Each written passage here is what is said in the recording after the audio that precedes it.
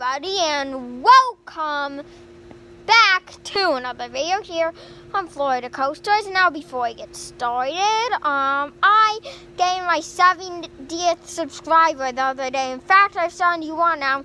I did make a 70 subscribers video, but I tried uploading it this morning, and then I tried posting it this morning, but apparently I couldn't find it on my camera. So instead of making it like full-on thank you speech, I'll just thank you on this video. So yeah, so anyway, speaking of video, today's video is my review of Scary Stories to Tell in the Dark. Yes, that's right, you guys.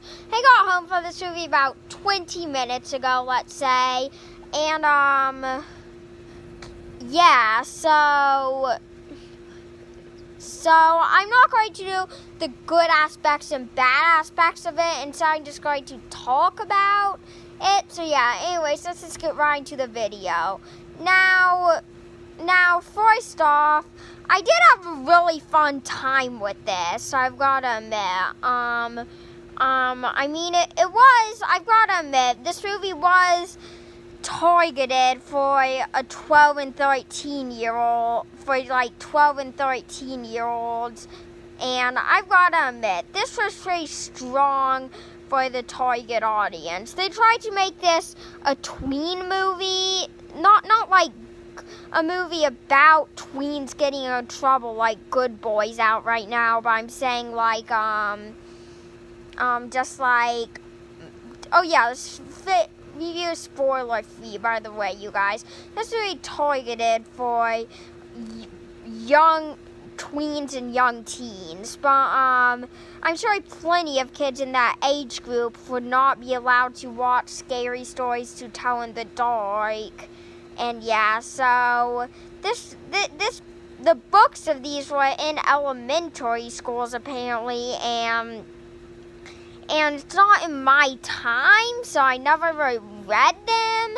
And yeah, so anyways, this movie also, I did not get bored in any areas at all this movie. That's also right, guys. Even some of my all-time favorite movies ever, I still have a scene or two that I get bored during. And this movie just caught my attention from start to finish. This movie, you get very hooked into the characters, I feel like. No, this is not a franchise movie or nothing, but this really does need a sequel, by the way. I mean, at the end of the movie, they set Stella, the main girl in it, said something that really is going to set up for a sequel. I'm not going to say anything because it involves spoilers, but yeah. So, and also, this movie was very surprising, I've got to admit. A lot of the critics were like, oh, it's an okay horror movie. It didn't bring anything or nothing. Well, why it didn't, like, do anything that was like amazing or nothing, it still did surprise me, actually. It was not a predictable film at all, which I like that, you guys. I mean, this film was not, they didn't make this predictable, which I was glad about that. So yeah, also I was hoping for monsters from the book that they didn't put in the trailer to be in this movie. They did actually have a couple of like creepy little characters from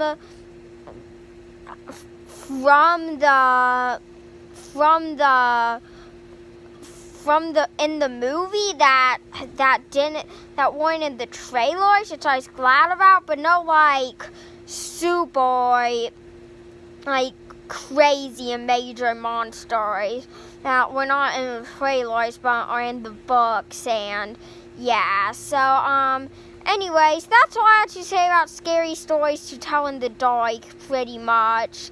I mean, overall, it's a surprising and pretty cool movie, I've got to admit, you guys. So yeah, so overall, honestly, usually I give movies ratings at the end of my video, but this movie, I really do not know where to put it. I really do not have a problem with this movie, like nothing negative to say about it or nothing, But again, it wasn't like nothing negative to say about it, like it was like the best horror movie of all time, because it wasn't. It was less of a like movie that you're like woohoo, and more of a just like movie that you're like, hey, we're bored today. Let's see scary stories to tell in the dark. So yeah, I did not have a problem with this movie really, but again, it wasn't like no problem with this movie like it was like an amazing movie or nothing. So I really do not know what rating to give this movie. So yeah, overall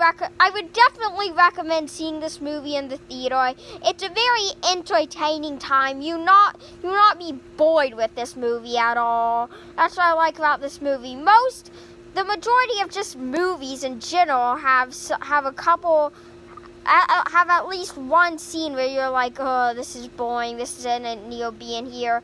But no, I mean, really everything that's in this movie needed to be in it. So yeah, anyways, so yeah, so the next movie I'll be seeing is at some point next week, and I'll be seeing 47 Meters Down Uncaged. It has not been getting the best reviews, but honestly, I'm still gonna go see it. I did a review on the first one last year, and I did really enjoy the first one, and the first one didn't get the best reviews either, so I think this will be worth it to see. And then the next review after that will be possibly Don't Let Go. I mean, I really want to see Don't Let Go, but because it's rated R, my dad said he has to like look into it to see if it's appropriate, and the same with It Chapter 2 coming out as well. So yeah, in this fall, it's the summer movie season.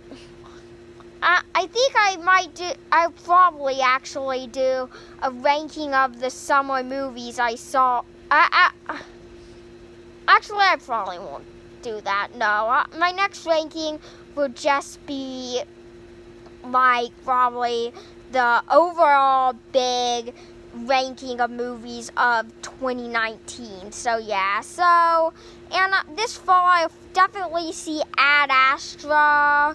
I'll go see 21 Bridges, Knives Out, probably, Ford vs. Fury for sure, and Star Wars Rise of Skywalker, hands down.